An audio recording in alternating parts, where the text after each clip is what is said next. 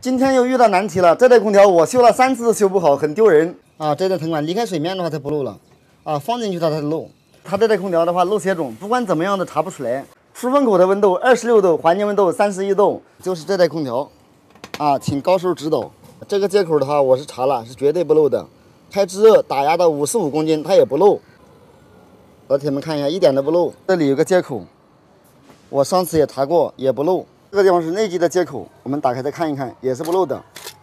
啊，不知道是哪里的问题啊。现在一打开这个接口的话是绝对不漏的，上次也测过了，我再测一次。小管接口也不漏，大管接口也不漏。前10天的时候，我把外机的所有部件全部拆开了，也用泡沫水试了，都不漏，只能把内外机全部拆下来，泡在水里打压湿漏了。机子的出厂日期是2017年4月份的，啊，它是格力的一款，用的是环保制冷剂232的，它没过保修期。打小管一拆开，啊，电源线一拆下来，啊，这个螺丝的话只能紧，不能松。啊，到底什么意思？玩这些套路，啊，这不就掉了吗？藤管已经拆了，我们把内机取下来，看到最后到底是咋回事啊？啊，内外机的一个连接管都在这里，啊，外机、内机。现在我们开始拆解，拆完以后泡在水里湿漏，看到底是怎么一回事，哪里漏啊？格力空调用的连6年都没有，看到底是在质保范围内的问题，还是质保范围外的问题？现在开始，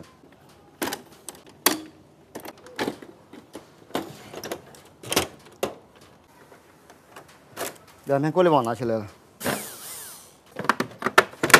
啊，就拿下来了。这个是内机的底座，这个是蒸发器。我们现在的话准备试漏，看到底是哪里漏。这个是我们的一个内机的一个外壳啊，蒸发器的话在这里啊。现在的话它泡着水，我们先给老铁们确认一下，这个有没有压力啊？老铁们看一下啊，这是有压力的。我螺丝一紧的话，它就密封了，就不漏了。啊，整个蒸发器的话已经泡了很久了，确实是没有看到一个泡泡。我们近距离啊转移一下镜头，确实没有看到泡泡，也不知道哪里的问题。如果查不出来的话呢，我就把外机全部拆开再试水。但是呢，我们看这一根藤管，这藤管的话没有完全泡到水里，靠不泡全部按进去看看。哎，这里好像有一点小泡泡。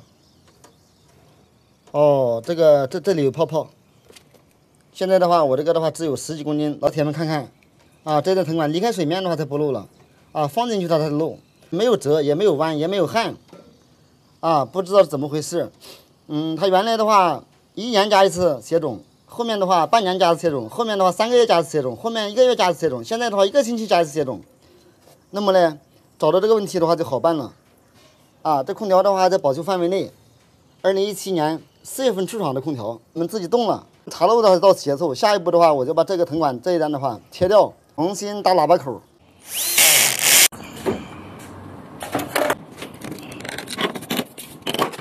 再扣起来。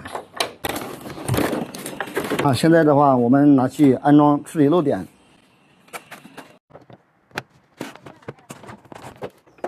啊，这样子挂好了，我们从这割掉，直接打喇叭口，接外机。接好以后的话，就是抽真空加血种。敲出来下来的环节的话是套头帽啊，千万不要忘记了。豆哥的话忘了好多次了，你们不要学豆哥啊，因为这个电扳手的话没电了，我们这个套筒也可以打。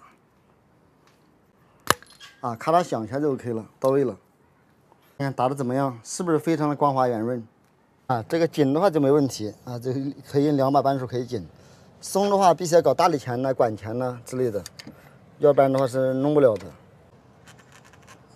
啊，由于它是一个232制冷剂，我们在加血种开阀之前的话，必须要抽真空。啊，我们先抽真空，确认真空泵的吸力，看吸力还是很足的。现在的话咕噜咕噜像猪吃屎一样。抽到最后的话，基本上是没有什么声音了，很近了，就抽的差不多了。我们的话抽15分钟。啊，由于它本来的话就是一个漏血种嘛，现在的话抽完真空，血种还没开始加，小管的话又发白了。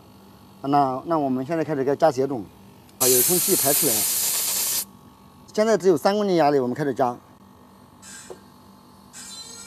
啊，老铁们看一下，这里的话马上就化霜了，啊，瞬间化霜。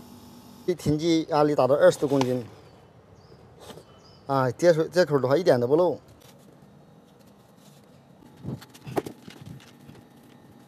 制冷机的话，现在9个压也运行了10几分钟了啊，我把这个保温棉的话都包完了，啊，非常稳定。大小管的话冰凉，微微揭露，这是很 OK 很正常的一种现象啊。那么这台空调的话，就算修复完成了。漏泄种的话就是这个藤管这里，啊，藤管中间的话有一个小小的沙眼穿孔，导致的。就算修复完成了，出风口的话达到18度，环境温度达到24度，我们设定的是13度，还是非常 OK 的。因为我们早上来的话，出风口是31度，环境温度是32度，啊，现在和之前的话完全是不一样的了啊。那么来总结一下，那个藤管呢，就是我们没有经过任何的一个弯折呀、焊接呀之类的，它就穿孔了。你觉得这种情况在不在厂家的质保范围内呢？该不该免费维修呢？